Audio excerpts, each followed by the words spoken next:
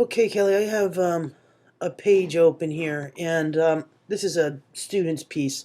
She has a CSS file that's external, and I'm going to come right here to my wrapper, and I'm just going to put in margin, colon, 0 space, auto, semicolon. And when I click on the screen, it's going to center. If I click on my wrapper, you can see on both sides how that is controlling how it looks. Now, to change the color of the page itself, you want to change the body tag. Anything inside of the body tag is what's seen in the browser. So just click on body down here in the left. And if you go to the CSS panel, it has no rule associated with it.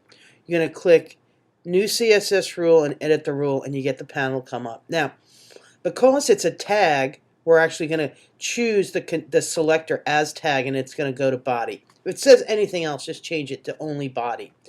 And I want to make sure it goes into my external sheet, and I'm going to say OK. Now all I'm going to do is I'm going to come over here to my background, and I could set the color. I'm going to give it something, there's lots of colors in this, so I'm going to go black and say apply. Now because the body tag exists, it automatically changes that color. I'm going to say OK. And if we look at the CSS now, we now have another style for the tag called body that has the background color defined as 000 or black. You can change this to anything you want. And it'll change. Now, let's say I want to put in let's go to design mode here. Let's say I want to change the way this whole thing looks. Scroll to the top. I don't want a solid color. I want it to have a gradient background. I have Photoshop running in the background, and I'm just going to make a new file. And this file is going to be a graphic that creates my gradient. So I'm going to make this really thin because I'm going to have it repeat across the whole page horizontally. I'm just going to make it like 5 pixels wide. You can literally do this with 1 pixel. And I'm going to give it a height of about 1,000, all right? And I'm going to say OK. And I end up with this long strip for a graphic. Let me just stretch this out so you can see a little better. Now, I'm going to have this background fade from black to white. So I'm simply going to come over here to my gradient tool and make sure that I'm in my black to white linear mode. I'm going to come over here to my canvas, holding my shift key down and draw a line. So you can see the clear shift from black into white. I'm going to file. You could save as or go save for web and devices. I got to remember where I put this folder. It's a JPEG, obviously, because it's a gradient. And I want to make sure I put it in the right location. And this student's stuff is here. So I'm going to put it into this images folder. And I'm just going to call it BG for background. And click Save. Now, back over to Dreamweaver.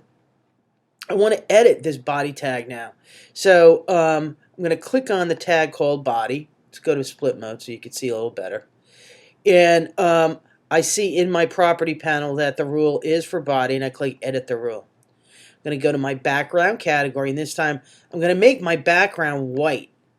Well, actually, I'll leave it at that funky pink just for right now. I'm going to put my background image in.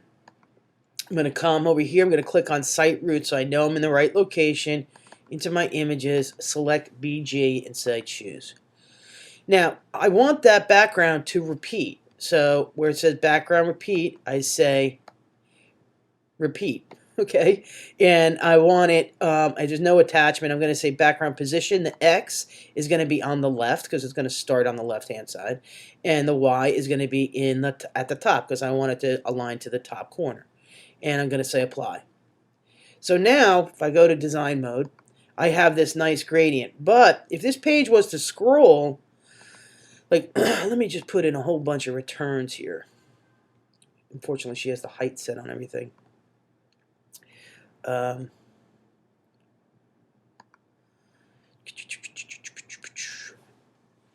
me save this. Now, ideally what I want to do, save all. She has her height set on all of her divs here, so it's not going to stretch like I want it to.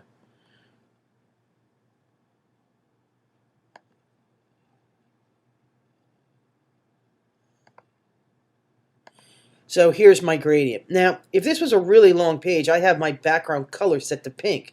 So in actuality, what would happen is this entire page would suddenly stop the white and turn pink because that's the background color. So you want to pick the bottom color of your gradient and set that to the background color of the page. So I'm going to go to my CSS, and if I scroll down, you see my last row. So now we have the color set to this pink. I want it to be white. Why? Because I want to make sure that when it hits this white bottom, it fades real cleanly, no matter how long the page is, and you never see the difference. So that's how you do a background with a fade. Now, other things you can do, obviously, is if you think about the concept here, you can, instead of just doing a gradient, you can make a another file, and it could be, let's say it's 25 pixels wide and 1,000 high, right? And what you could do now is if you, and I would do this in Illustrator because there's more control for me anyway, I would, stagger a series of circles, and then you could have like a dotted pattern in the background doing the same exact thing. If you wanted to have like a watermark, like a big image, just tell it not to repeat and make it big. Make it big. Okay, that's how you do it.